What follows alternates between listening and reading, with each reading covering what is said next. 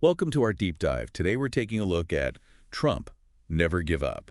It's a fascinating book, really. Yeah, and we're going to be uncovering more than just typical real estate advice. Right.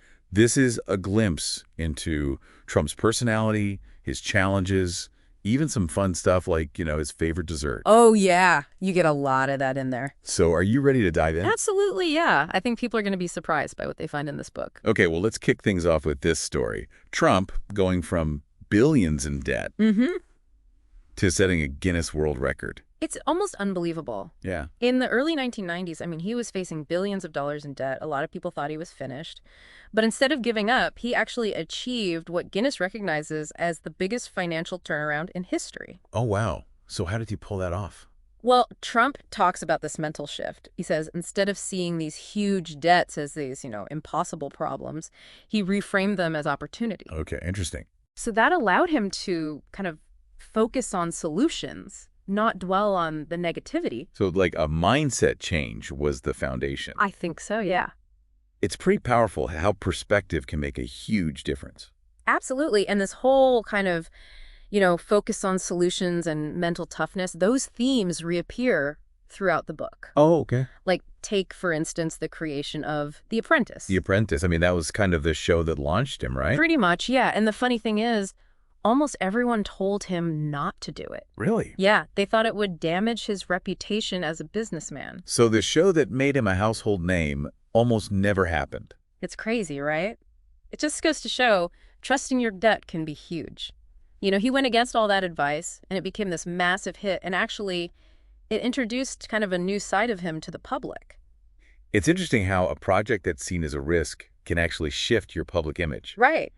Speaking of projects, let's talk about Trump Tower. The book talks about some of the hurdles he faced, getting this iconic building off the ground. Right. Trump Tower is a perfect example of how he navigated, New York real estate. Okay. Just getting the land involved, all these complex negotiations, especially with Tiffany & Co. for their air rights. Hold on. Air rights. What are those? So air rights refer to the empty space above a property. Okay. And in cities like New York, those can be super valuable. Oh, well. Trump needed those rights above Tiffany's to build the tower as high as he wanted. Oh, I see. So he basically bought the sky above Tiffany's. That's one way to put it, yeah. Wow. Okay, what else stands out about this project? Well, there's this story about a gentleman's agreement with Walter Hoving, head of Tiffany's. Trump needed Hoving's approval, but he was going on vacation. So instead of lawyers and contracts, they sealed the deal, $1 billion deal with a handshake. Wow, a handshake. Mm-hmm. I mean, you don't hear about those kinds of agreements anymore. I know. It's like this different era in business, right? Built on trust and personal connections. It makes you wonder if that trust still exists today. Right. It's a good question. Speaking of trust, let's move to Woolman Rink in Central Park. Now, this one wasn't initially his project, was it? No, not at all. This was like a city project that had, just become a total headache. They'd spent 6 years and millions of dollars trying to renovate it, and it just wasn't going anywhere. So where does Trump come into all this? He saw an opportunity. He offered to take over the project, no cost to the city. Okay. And said he could finish it in 6 months. Oh, wow. Well, I bet the city was thrilled with that offer. Well, not exactly. Oh. Mayor Ed Koch, actually, he kind of laughed it off at first. Really? Yeah, he was like, there's no way he can do that. But the media and the public, they saw the potential. I see. And, they were tired of this, eyesore in the middle of Central Park. Yeah. So Koch was bombarded with negative press, and he kind of had to accept Trump's offer. So public pressure won in the end. It did. And of course, Trump delivered, finished the project ahead of schedule, under budget. It was a big win for the city, right? Huge win. And for Trump, it was like, a publicity win. Oh, yeah. Showing he could get things done when others couldn't. Exactly. It definitely helped solidify his image. Okay, let's move on to another iconic landmark. Uh, Trump International Hotel and Tower. Right. So it wasn't always like, the glamorous place it is today. No, not at all. Right. The building, it was originally the Gulf and Western building, and it was this aging skyscraper, full of structural problems and asbestos. That sounds like a nightmare. Pretty much, yeah. Who would want to touch that? Well, Trump. Of course. He saw the potential. I guess he saw something that no one else saw. He recognized the value of its classic structure that prime location overlooking Central Park. So he buys this building that's basically falling apart. Yeah. How does he turn it around? Well, first he secured the deal. And then he tackled those, structural issues head on. And he also made this really smart decision. He combined hotel and condo accommodations. Interesting. So attracting tourists and residents. Exactly, yeah. And the result is this, world-renowned destination. Right, a top-rated hotel. It really speaks to his vision and his ability to take a difficult project and make it successful. Turning lemons into lemonade on a grand scale. That's Trump for you. But not all of his projects, went smoothly. No, not at all. In the book, he talks about some controversy surrounding his Soho project. Yeah, that was a big one. He faced a lot of resistance from community activists. They were worried about this 45-story tower impacting the historic Soho neighborhood. What were some of their specific concerns? Well, they accused him of trying to, sneak in luxury condos into a manufacturing district. Basically, they were worried about him changing the character of the neighborhood. And it got ugly, protests, online mockery. So how did he navigate that opposition? Did it end up going through? Yeah, eventually. It was a long fight. He had to make some concessions and jump through a lot of hoops. But in the book, he points out that, while there was this vocal minority against it, there was also a silent majority that actually supported it. It reminds me of the challenges you see with a lot of, community development issues, right? Absolutely. Very similar. That whole vocal minority versus silent majority dynamic, it definitely shows you the complexities of urban development. It does, and how balancing progress with, preservation can be tough. Very tough. All right, let's head to the West Coast. Okay. Where Trump tackled a project that actually started with a natural disaster. Right. Trump National Golf Club in Los Angeles. Yeah, this project began with a landslide. The 18th hole of the Ocean Trails golf course, it just crumbled into the Pacific Ocean. Wow, a landslide. I can only imagine the damage. Oh, it was extensive. Yeah. The estimated cost to fix just that one hole, $61 million. Wow. A lot of developers would have walked away. I'm surprised anyone would stick with it. But not Trump. So what did he do? Well, instead of just, repairing the damage, he completely redesigned the entire course. Oh, wow. He brought in this legendary golf course architect, Pete Dye, to create a, world-class golfing destination. So every time he's faced with a setback, he just thinks bigger. Yeah, he does. Aims higher. And in this case, it seems like it paid off. It did, yeah. Trump National Golf Club is now one of the top courses in California. He really turned that disaster into a success. It's in quite a story. Now, it wouldn't be a deep dive into a Trump book without mentioning Mar-a-Lago. You got that right? Right. That's his historic estate in Palm Beach. Tell me about it. Well, Mar-a-Lago, it has this special place in his heart. From the moment he saw it, he knew he wanted to own it. Right. And once he did, he put everything into restoring it to its, original grandeur. I can only imagine that was no easy feat. What were some of the obstacles he faced with Mar-a-Lago? Well, for starters, the property was in bad shape. It needed tons of work. And he ran into some legal hurdles, trying to turn it into a private club. Plus, Palm Beach society wasn't exactly thrilled about his arrival. So even with his wealth and status, he still had to fight for this. He did, yeah. He talks about the discrimination he faced, the personal attacks, and he didn't back down, Yeah. He was determined to make Mar-a-Lago a symbol of inclusivity, and, ultimately he did. It's a pretty impressive story. It seems like a recurring theme. With him, it's his bold ambitions and then the resistance he faces, whether it's individuals or communities. Yeah, he definitely doesn't shy away from a fight. And that tenacity, that refusal to give up is what's driven his success, for sure. He really thrives on proving people wrong. It's amazing what you can achieve when you refuse to give up. It is. And speaking of never giving up, we've only just scratched the surface of Trump never give up. Yeah, there's so much more to uncover. And we'll be doing just that in our next segment. Stay tuned. So stick around, folks, because this deep dive is just getting started. It's that unwavering self-belief that really stands out in the book. Yeah. He faces these setbacks, but always seems to find a way to come back stronger. Right. It's remarkable, really. It's like he really takes those words, never give up, to heart. He does. But it's not just blind faith, right? The book also goes into, his strategic thinking. Yeah. And how he analyzes problems. Oh, absolutely. He talks about this thing you have to assess the situation right. Yeah. Determine, is this a minor blip or is this a major catastrophe? I see. And that helps him prioritize, Okay, so he figures out which problems really need his attention Exactly. instead of getting bogged down by every little thing. Right. It's strategic decision-making, Yeah. knowing when to go all in and when to cut your losses. He even talks about walking away from things. He does, yeah. Which can be tough, especially for someone like him. I bet. Can you give an example? Sure, yeah. He talks about this experience with the Trump shuttle. It was an airline he bought in the late 80s. Huh? He invested a ton of money in upgrades, wanted to create this luxury experience for passengers. Yeah. But then, he ran into all these problems, labor strikes, recession hits, fuel prices go through the roof. Oh, that sounds rough. It was. Yeah. And despite, all his efforts, he realized it just wasn't going to be profitable. Right. So he sold it. It takes a lot of self-awareness to admit when something's not working. It does. It's a valuable lesson for anyone, I think. I agree. Speaking of valuable lessons, does he talk about anything that might be, a little counterintuitive when it comes to success? It's interesting. He talks about knowing when to brag. Okay. Not in an arrogant way, but strategically. Oh, okay. He uses Muhammad Ali as an example. Okay. You know how Ali was like a master of self-promotion? Yeah. Well, he helped make himself into this global icon. So it's like, it's okay to talk yourself up. Yeah, but strategically, authentically. Okay, interesting. He also seems to, value giving back. He does. There's a whole chapter dedicated to his charitable work. Oh, wow.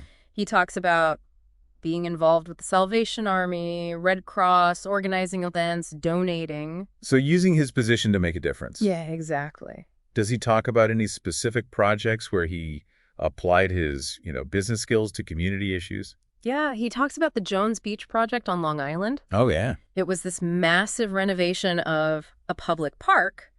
And, he actually faced opposition from preservation groups at first. I can see why. Development and preservation sometimes clash. Right. But he was able to win them over. Okay. By showing his commitment to preserving the character of the park, Okay. and his attention to detail in the design. That's great. It's inspiring to see someone using their skills like that. I agree. The book seems to be a good mix of those business lessons and personal anecdotes. It is? Does he open up about his personal life at all? Yeah, he does. He talks about finding peace on the golf course, that kind of thing. Okay. And he talks about this practice of, replacing negative thoughts with positive ones. Oh, interesting. Does he mention any times where he, felt stressed or overwhelmed? I mean, given all the high-pressure situations he's been in. Yeah, he talks about this moment of panic during a financial crisis. Okay. He realized, he owned this massive estate, Mar-a-Lago, that was just, draining money. Yeah. But instead of freaking out, he just started joking with his bankers about subdividing the property to make money. So he used humor to kind of diffuse the tension. Yeah, exactly. And he emphasizes, the importance of having a support system, surrounding yourself with reminders of past achievements. Like family photos, that sort of thing? Yeah, exactly. Those positive anchors. He even talks about, some really lighthearted moments, too. Oh, yeah, like what?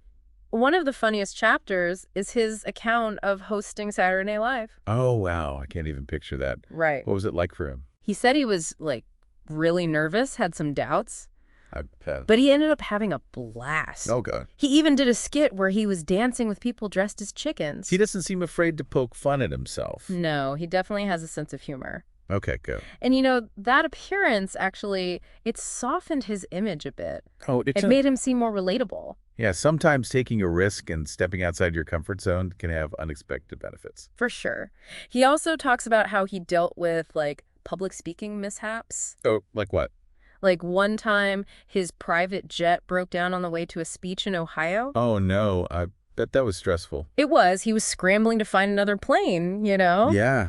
Arrived hours late, but instead of panicking, he turned the whole thing into a joke. That's good strategy. Yeah, he connected with the audience, showed them you can turn a disaster around with the right attitude. That's a good lesson for anyone, really. Oh, Things don't always go as planned. they don't. He even tells a story about a wardrobe malfunction in Las Vegas. Oh, no. What happened? He lost his jacket, minutes before speech. Oh, dear. So he had to wear his bodyguard's jacket, which, didn't fit. Of course not. But he just shared the story with the audience, and they loved it. It's funny how those unexpected moments can be the most memorable. Absolutely. And what he learned was that, authenticity, being able to laugh at yourself, it's way more engaging than trying to appear perfect. It makes him seem more human, It does. despite that larger-than-life persona. Right. Does he touch upon anything outside of, like, real estate and entertainment? Well, he shares his thoughts on the global real estate market. Yeah, Talks about emerging markets, the impact of technology, Interesting. foreign investment in U.S. real estate. Mm-hmm. He even highlights his role in making it easier for foreign buyers to purchase property in New York. So he's got that global vision, understands the world economy. Yeah, definitely. He actually encourages readers to think beyond their immediate surroundings. Okay. Consider the opportunities a globalizing world presents. That's important advice. Does he talk about staying informed, like about global events? Oh, absolutely. Knowledge is power, especially when it comes to understanding, political and financial shifts. Okay. And he backs this up by sharing his own international ventures. He's got projects in places like Scotland, Dubai, Panama City. Wow, that's impressive. Yeah. So he's willing to take risks, expand his horizons. Oh, yeah. Does he share any personal philosophies or beliefs? He talks a lot about the role of luck in his journey, but he also says, the harder I work, the luckier I get. So it's about creating your own luck, in a sense. Exactly. And he believes strongly in trusting your instincts. He's got all these stories about times he went against expert advice, just relied on his gut feeling. Did it work out for him? Often, yeah. Like, his decision to develop the Commodore Hotel into the Grand Hyatt. Okay. Everyone told him it was a bad idea, even his dad. Really? But he saw the potential. It's New Grand Central, right? Yeah, prime location. And he turned it into this, symbol of New York City's revitalization. It sounds like a lot of his success comes down to that belief in himself. It does. Even when others doubt him, he also stresses the importance of having the right people around you. Good point. People who are loyal, supportive, share your vision. It's about building a strong team. Exactly. He tells this funny story about a project manager he hired for his Swifton Village apartment complex. Okay. The guy was like a total con man. Wait, he hired a con man. He did, but the guy was incredibly talented at getting things done. I guess sometimes you gotta think outside the box. You do. He also stresses the importance of loyalty and expertise, having a mix of both. Yeah, makes sense. There's a chapter title that really stood out to me. Get the most from every day. Oh, yeah. What's in that one? What does he talk about there? It's his call to action for readers, maximize your potential. He lays out his 4-step formula for success. Okay, what's that? Get in, get it done right, and then get out. I like it. Concise and to the point. It is. It's all about taking initiative, being effective, striving for excellence, and knowing when to move on. Does he mention anything about goal setting? Oh, yeah. Big on that. Okay. Setting short-term and long-term goals. Yeah. Breaking those aspirations down into smaller steps. He even says, write those goals down, make them real. That's good advice. I know I get overwhelmed if I just focus on the end goal. Me too. It helps to break things down. Absolutely. He's all about having that roadmap. Another chapter that caught my eye. Creative, positive thinking. Okay. Does he talk about mindset? Oh, he's big on mindset. He believes negativity just drains you. Yeah. You got to cultivate that positive mindset. Okay. He even tells a story about a development project where he just wasn't happy with the design. Yeah. He scrapped months of work and started over. Oh, wow. That must have been tough. It was. But he was willing to let go of something that wasn't working to create something better. He seems like he's not afraid to make those tough calls. He's not. It's about trusting your vision. He's also a big believer in learning from your mistakes. Oh, he certainly made a few. He has, but he highlights those setbacks, emphasizes the lessons learned. He sees failures as opportunities. Yeah, not as reasons to give up. That's refreshing. Isn't it? So many people are terrified of failure, but that's where we often learn the most. Exactly. For him, it's a sign that you're pushing yourself, taking risks. It's all part of the journey. It is. Does he ever address, like, his critics? He does, yeah. He tackles those accusations of arrogance, greed, sexism head on. I bet. He uses a mix of defensiveness and humor, and he tells the story about suing an author and publisher over what he saw as false statements about his net worth. Wow, he doesn't back down from a fight. No, he doesn't. He was determined to protect his reputation. He took meticulous steps to refute those claims. But does he ever talk about, the need to just let go of negativity? Oh, he does. He tells this story about being invited to a party on a yacht. Okay.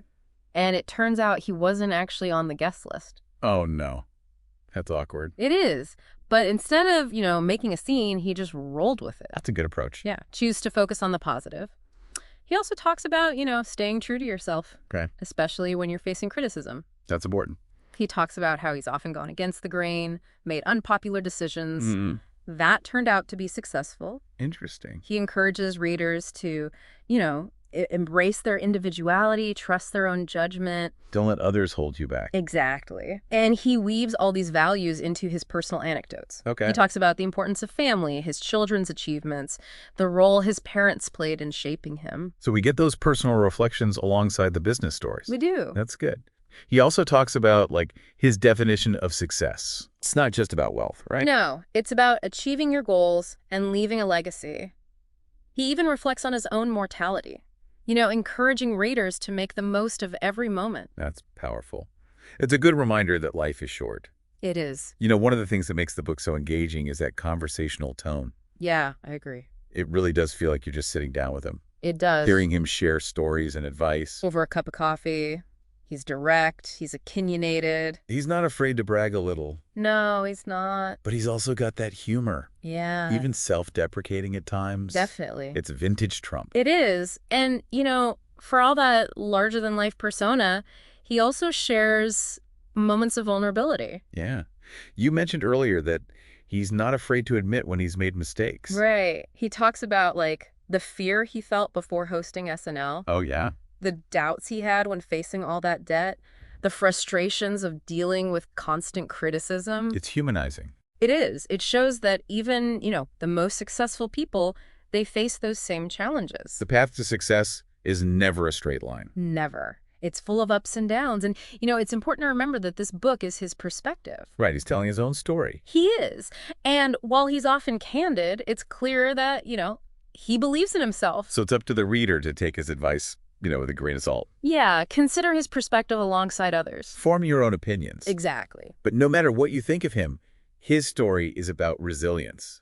Ambition. That drive to succeed. Yeah, absolutely. And whether you agree with his methods or not, you gotta admire that belief in himself. And his ability to achieve what others might think is impossible. Exactly. It's really interesting to see how these different sides of him kind of contribute to his success. Yeah. It's not just about, being a good businessman. It's that resilience, that self-belief, even a willingness to be vulnerable. Right, exactly. He's not just this one-dimensional figure, you Yeah. know? There's a lot of depth there. And that's what makes his story so interesting. Definitely. One thing we haven't talked about much is his love for New York City. It comes up quite a bit in the book. Oh, yeah, he's got this real passion for New York. Yeah. You can just feel it. He talks about the city's energy, how it inspires him, challenges him. It's been a big part of his career. Does he talk about any specific projects in New York that, stand out for him?